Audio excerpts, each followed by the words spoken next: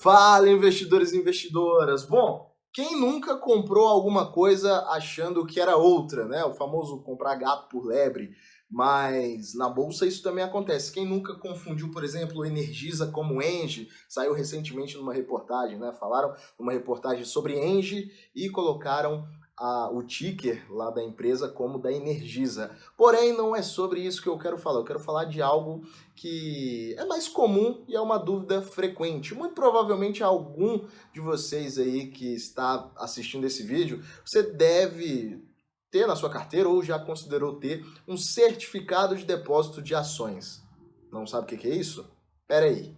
Com certeza você já ouviu falar sobre units. É, meus amigos, isso mesmo. Você acha que uma unit ela é uma ação comum, convencional? Só que não, tá? Ela é um certificado de depósito de ações. Então isso quer dizer o quê? Uma unit é um pacote de classe de ativos que a empresa já tem. Essa classe é composta por quê? Ordinárias e preferenciais. E a gente já teve na Bolsa Brasileira empresas que tinham nas suas units proporções de BDRs, só para você ver o nível da patifaria que acontece nas units. Mas, enfim, é sobre isso que eu quero falar, sobre o motivo que eu não vejo vantagem alguma em investir numa unit, em ter uma unit na minha carteira. Eu vou falar sobre isso no vídeo de hoje, tá? Então fica comigo até o final que você vai entender o meu racional. Então, basicamente, o que você tem que entender é por que as units existem. Eu sempre falo para vocês lá no Instagram, quando alguém me pergunta: ah, Pedrão, por que você não gosta de comprar unit? Qual o problema que você vê nas units? Eu sempre falo, leia o regulamento. E aí a pessoa vai lá, lê o regulamento, tem uma seção lá, um capítulo que fala sobre a composição, né, a constituição das units, e ali sempre vai ter que as units, elas detêm os mesmos direitos que as demais ações, né, as preferenciais e as ordinárias, então elas podem participar com as mesmas características de eventos societários, eventos corporativos, dividendos, juros sobre capital próprio, bonificação, subscrição. Então as units também vão participar disso. Se houver uma bonificação, as units terão também esse direito, porém levando em consideração a proporção que as units têm. Então, vamos ali, uma unit geralmente ela tem o quê? Depende, né, da empresa, ela tem uma ação ordinária e uma proporção de ações preferenciais. Podem ser 2, 3, 4.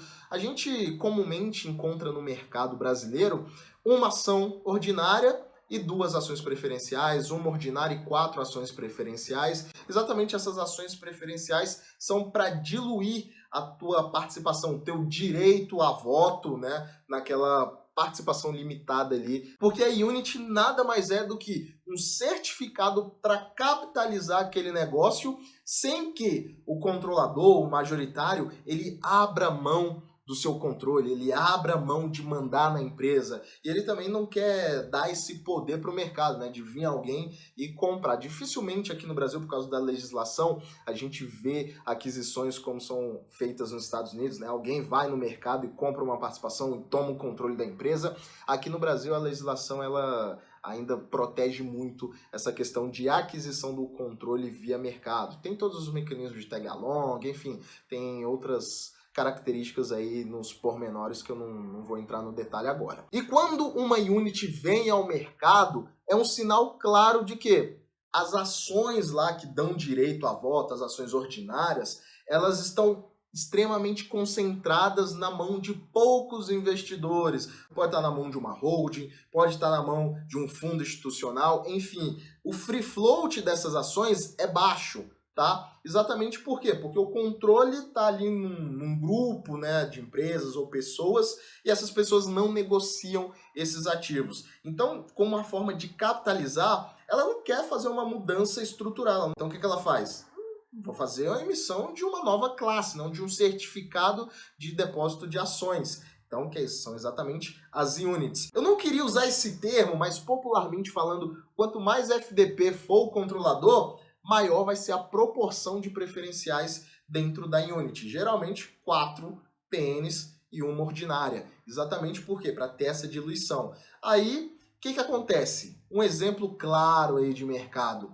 Uma empresa, ela quer se capitalizar, quer expandir, buscar o crédito ali no mercado, e ela não quer abrir mão do controle. Banco Inter. Banco Inter negociava com as preferenciais. E aí ela criou as units. E aí nessas units criou-se a brecha para alguns controladores, alguns acionistas ali que tinham poder de voto se desfazerem de uma parte das ações e colocarem isso no bolso. Então, é muito rolo por trás da unit, né, da constituição de uma unit. Tanto que a lei das SAs, a 6.404, ela não descreve, ela não detalha sobre a constituição das units, a composição, o gerenciamento desse certificado de depósito. Ela simplesmente detalha sobre ações ordinárias e ações preferenciais. Então, a extensão do tag along para uma ação unit, isso vai depender da empresa, tá? A empresa decide se estende ou não o tag along até as units. Mas sim, as units têm uns direitos,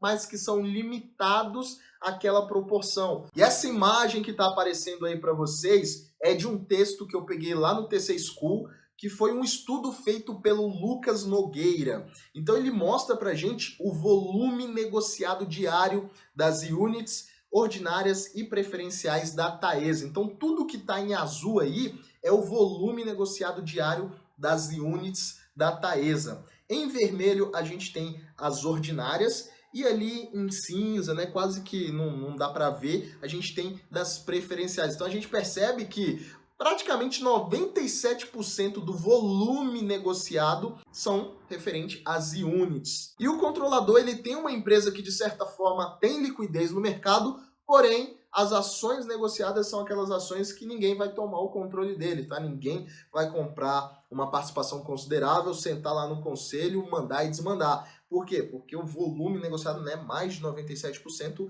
advém das units. E aí, quando a gente fala da precificação das units, tem algumas coisas interessantes. Por quê? A gente já sabe que é uma cesta de algumas ações, tem um pacote de ações dentro daquele certificado, né, daquela classe. Então, qual é o nosso primeiro pensamento? Bom, o preço da unit deveria ser a soma do preço das ações que compõem aquela cesta, certo? Pensamento certo se o mercado fosse 100% eficiente e se todos os investidores fossem 100% racionais, não tivessem decisões tomadas em certos momentos pela emoção. Aí sim teríamos poucas ou quase nenhuma chance de fazer uma arbitragem. O que é uma arbitragem? A arbitragem é quando a soma dos preços dos ativos que compõem aquela cesta difere do preço de mercado daquela unit. Então as pessoas elas podem realizar algumas operações, por exemplo, long short, para ganhar na diferença.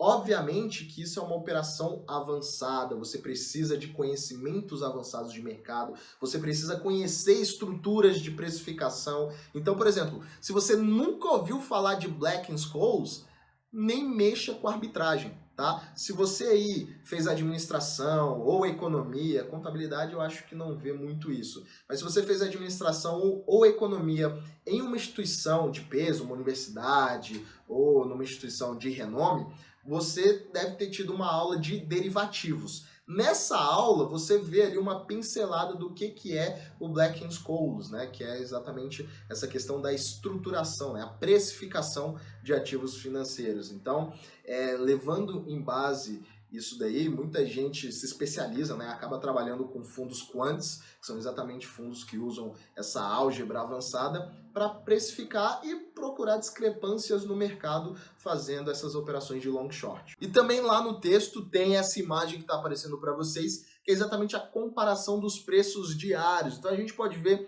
que é bastante natural que o preço das units sejam diferentes, mas a gente percebe ali que as ordinárias e as preferenciais elas acabam convergindo entre si. Mas olha ali, entre 1º de maio a 1º de junho, a gente tem uma queda um pouco mais acentuada nas units, porém essa queda ela não é tão grande ali nas ações ordinárias e preferenciais. Mas, obviamente, que entram outros fatores, como oferta e demanda, o book, enfim, tem tudo isso daí fazendo parte da precificação, né, da estrutura de precificação do ativo. E nesse outro quadro que vou colocar agora para vocês, é exatamente a divergência entre as units e a soma de uma ordinária e 2 preferenciais. Então, a gente pode ver aí que os resultados, tá, ele não apontam divergência significativa entre as duas. A linha azul é exatamente a unit, enquanto a linha vermelha é a soma de uma ordinária da Taesa mais duas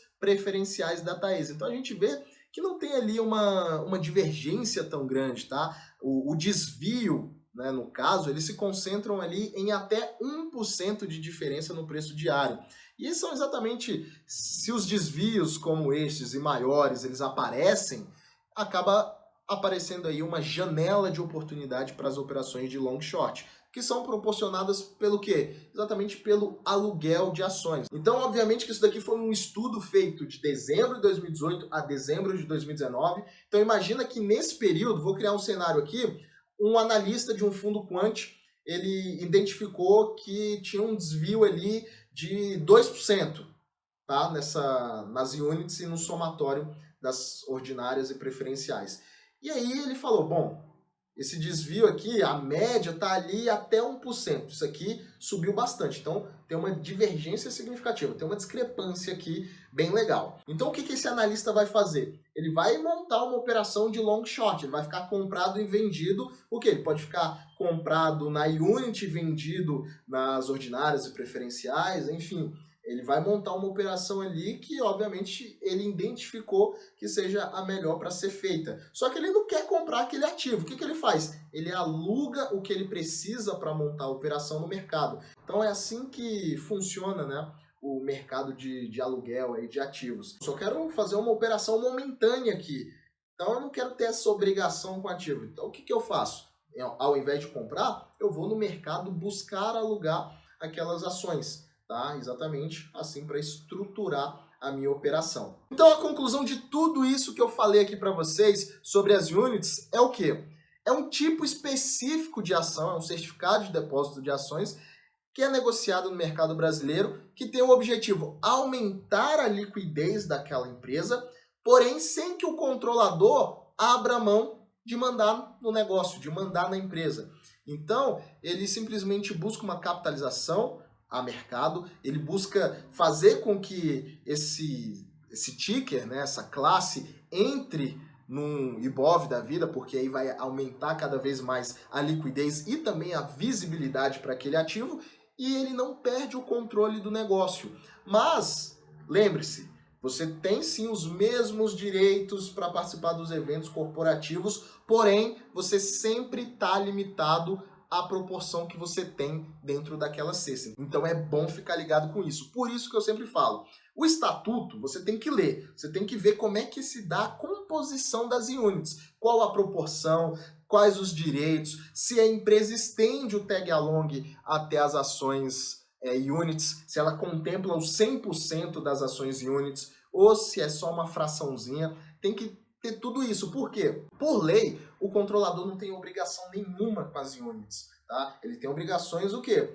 Com o pagamento mínimo de 25% para as ordinárias. Ele não pode ficar mais de 3 exercícios consecutivos sem pagar dividendos para as ações preferenciais. Por quê? Se passar os 3 anos sem pagar nenhum tipo de provento para as ações preferenciais, os acionistas preferencialistas, eles passam a ter poder de voto. Então o controlador ele tem que gerenciar isso daí, ele tem que se adequar à lei, né? Ele tem que dançar conforme a música. Só que a lei, ela não fala nada sobre as units, tá? Ela, obviamente, dá esse mesmo direito, só que esse mesmo direito é limitado à proporção dentro daquela classe, daquele certificado. Então é por isso que, quando você lê o estatuto, você não vai ver explicado detalhadamente isso, tá? É o tipo de conhecimento que eu sempre falo, vem com a experiência. Você pode ler trocentos livros, mas você só vai entender quando de fato você vê aquilo acontecendo na prática.